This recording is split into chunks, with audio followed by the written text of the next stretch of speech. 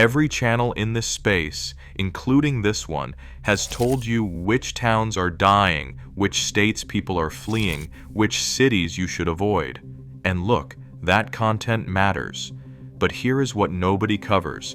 The towns that heard all that, shrugged, and came back anyway.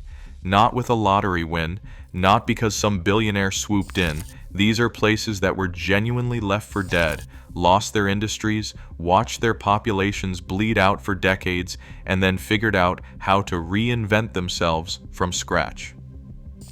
The playbooks they used are ones you can actually evaluate right now if you are looking to relocate. We are counting down 5 American towns that came back from the dead, ranked by how replicable and sustainable their comeback actually is. One city on this list literally paid people to move there.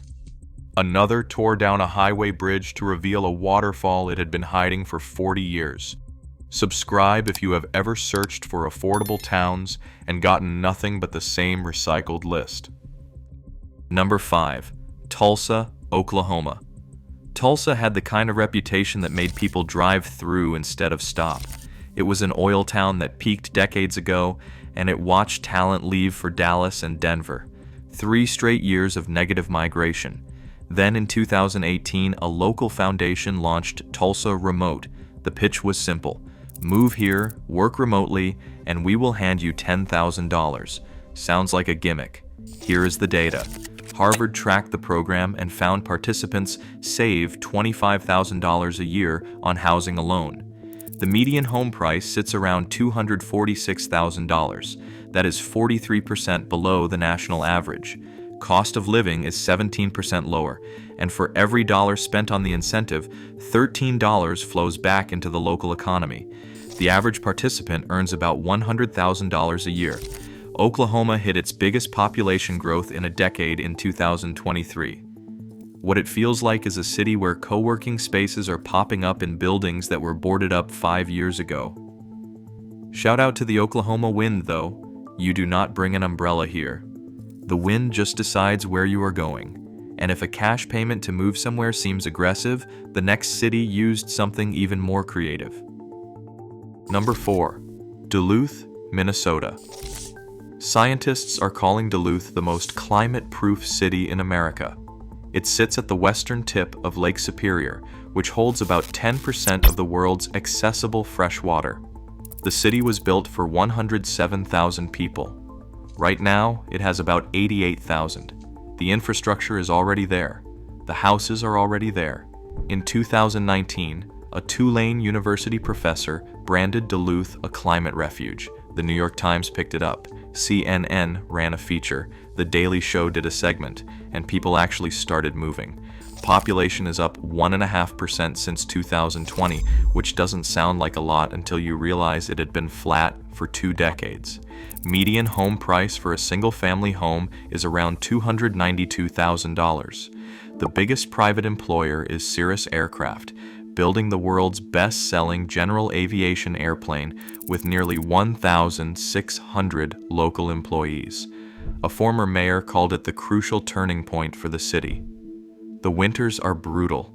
Duluth is the kind of place where your car makes a sound in January that you've never heard before and hope to never hear again. But the mayor has a goal of 90,000 residents by 2030. Picture this. You're 62, retired, sitting on the waterfront watching an ore boat come in at sunset. Your home costs less than a condo in Phoenix, and nobody's worried about running out of water. If that sounds like geography luck, the next city proves you can come back with nothing but a good idea and stubbornness. Number 3. Pittsburgh, Pennsylvania. Pittsburgh lost 100,000 people when the steel mills closed in the 1980s. A city that produced nearly half of America's steel just stopped. But here's what nobody tells you. That collapse is why Pittsburgh is now the most affordable major city in the country. Median list price is around $250,000, 42% below the national median. Globally ranked number 1 for housing affordability, with a price-to-income ratio of 3.2. What filled the gap? 2 words: EDS and MEDS. UPMC is now the largest non-government employer in Western Pennsylvania with over 92,000 employees. Carnegie Mellon's AI program ranks #1 nationally. In 2025, a $90 billion investment in AI and energy was announced there. While Silicon Valley tech workers need $575,000 in income to afford a median home, Pittsburgh offers a similar ecosystem at 75% less. It's not perfect. Property taxes are high. The housing stock is old. The metro still loses about 11,000 people a year. But for someone relocating from a coastal city, the math is almost absurd. World-class healthcare, universities, professional sports, all for $250,000. Shout out to the Pittsburgh left turn. If you know, you know. And if coming back from losing your entire industry is impressive, the next city built something nobody had ever built before. Like this video, if you've ever looked at a town and thought, this place has no business being this good, hit subscribe. We do this every week. Number 2, Chattanooga, Tennessee. Chattanooga's city-owned power company did something in 2010 that made Comcast file a lawsuit. They built a 9,000-mile fiber optic network and offered every home and business gigabit internet 200 times faster than the national average. It cost $220 million. A University of Tennessee study found it returned $5.3 billion to the community over 15 years. That's a 24-to-1 return. It created over 9,500 jobs. Real median household income grew 13.5% since 2019 compared to 3.9% nationally. Tennessee has no state income tax. The property tax rate is about 0.64%. Median home prices are around $330,000. Entrepreneurs in the county raised $1.2 billion in equity investment, with $244 million tied directly to the fiber network. What it feels like is a mid-sized city punching above its weight. Lookout Mountain, the Tennessee Aquarium. Volkswagen has a plant here. Blue Cross, Blue Shield is headquartered here. Healthcare access is strong, which matters for retirement. The catch?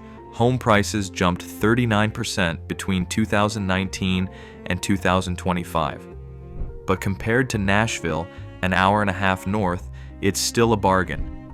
Picture this: you're streaming a movie in 8K while your neighbor in rural Tennessee is still buffering YouTube. That's the Chattanooga paradox. And now number 1. Number 1, Greenville, South Carolina. For 40 years, a concrete highway bridge hid a waterfall in the middle of downtown Greenville. By the 80s, the textile mills that made this the textile center of the world were closing. Downtown was emptying out. The West End had some of the highest crime in the city. Then, in 2002, the mayor tore down the bridge. The city built Falls Park on the Reedy, a 20-acre urban oasis with a 355-foot suspension bridge designed by a world-renowned architect. It cost $13 million. Within 2 years, over $100 million in private investment followed. Hotels, restaurants, condos. The West End transformed. Here is the data. Greenville Metro GDP grew 6.1% in 2024. Total employment is 484,000. Median home price sits around $274,000. Cost of living is 6% below average. Property taxes are among the lowest in the country at 0.56%. Healthcare is the largest employment sector with over 46,000 workers. In 1986, Michelin chose Greenville for its North American headquarters. In 1994, BMW opened its first plant outside Germany nearby. Tourism pumped $2.5 billion into the economy in 2024, up 35% from 2019. What it feels like is a place where you walk from a converted textile mill apartment to a James Beard restaurant to a waterfall, and the whole trip takes 10 minutes. The Blue Ridge Mountains are right there. Greenville didn't just come back, it came back better. That's the Greenville paradox. 5 towns, 5 different playbooks, one thing in common. None of them waited for somebody else to fix the problem. Tulsa wrote checks. Duluth leaned into geography. Pittsburgh pivoted to brains over brawn. Chattanooga bet on broadband. Greenville tore down a bridge to find what was underneath. The towns that come back from the dead are not the ones with the best luck. They are the ones that figured out what they actually had and then made a bet on it. Hit like if you have ever driven through a town and thought, what happened here? Subscribe, not because I asked you to, but because knowing which towns are coming back might matter more than knowing which ones are falling apart.